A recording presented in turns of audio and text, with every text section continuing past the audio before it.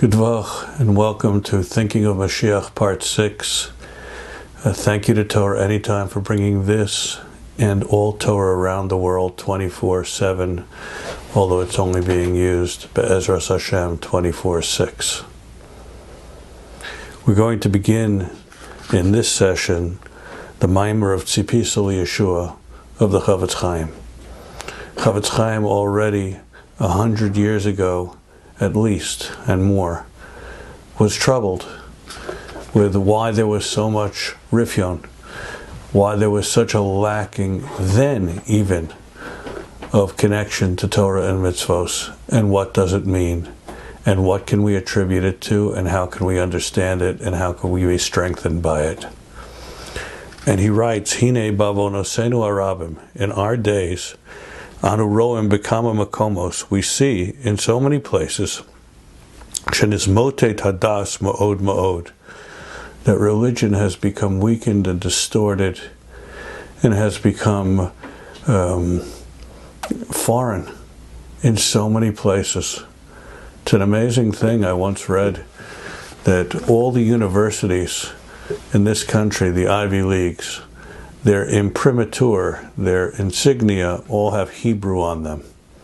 And the reason why is because even though they weren't Jewish, they were religious institutions. And now, any institution of higher learning, or the vast, vast, vast majority, are the completely opposite of faith. And the same thing is true, certainly, in the Jewish world. Who didn't have altar bubbies and zaydis that had a Shabbos? As my Rebbe already has been saying for over 40 years, every Jew in America has a previous ancestor that was a Rav or a Rosh Yeshiva, but also has a cousin somewhere in North America that Rachmana litzlan could be intermarried. That's the world that we're living in. And the Chafetz Chaim ponders why. Why is it that we've fallen so low in this domain?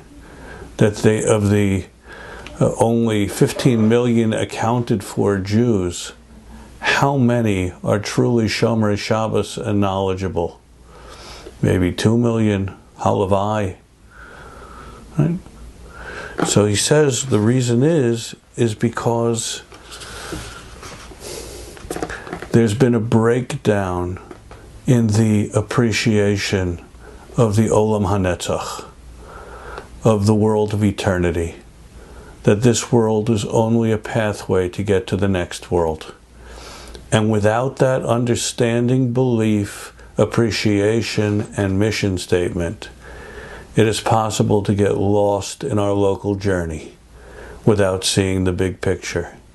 And that's how even Shabbos and Kashrus and family purity, Hilchos Nida, have all waned in the masses. And as the terrible proverb goes, that people threw their tefillin over the boat into the sea on their way to the United States when they came here almost 100 years ago. And the Chafetz Chaim says it's a Maisa Satan.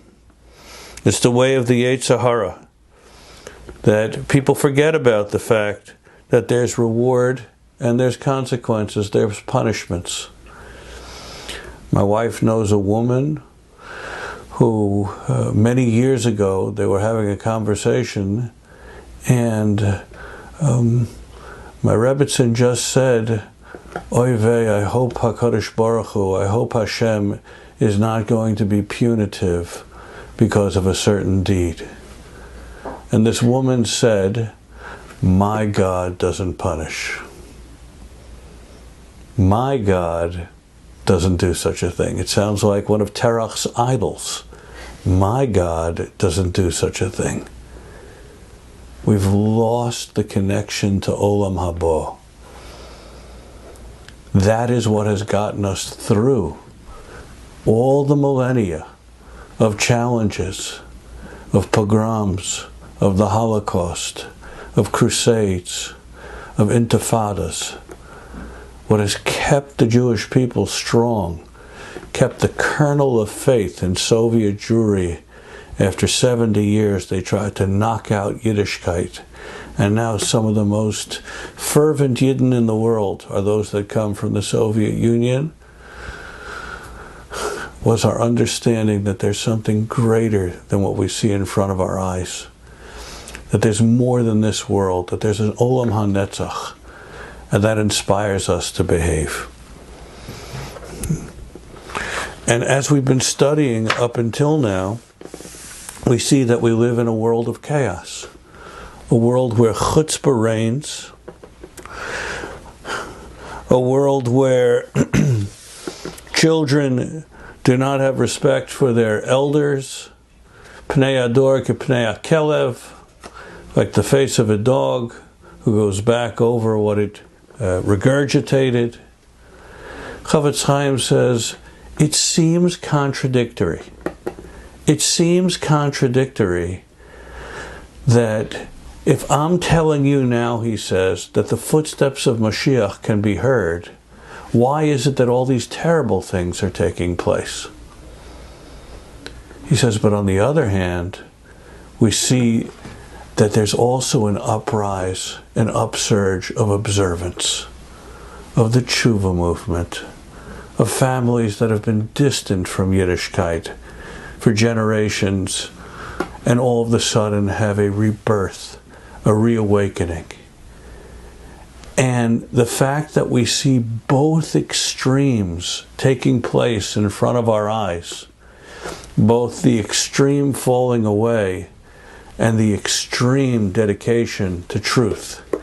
Every once in a while you hear about a Hasidic Bobby in Yerushalayim or in a beautiful Yiddish neighborhood who passes away with over 1,000 descendants behind them, all involved in Torah and mitzvos.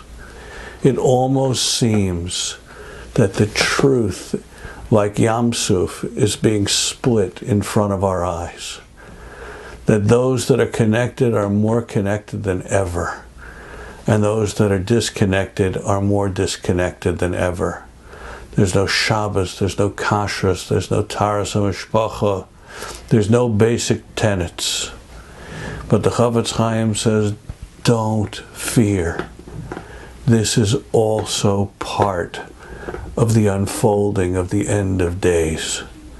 And whatever we do, ani mamin b'emuna shlema b'vias HaMashiach, that every day I remember, I hope for, and I look forward to the times and the days of Mashiach, knowing always that there's more than meets the eye, and that Hashem has our back and has our front, because we always need to be tzipisul Yeshua, thinking of Moshiach. A Shavua Tov.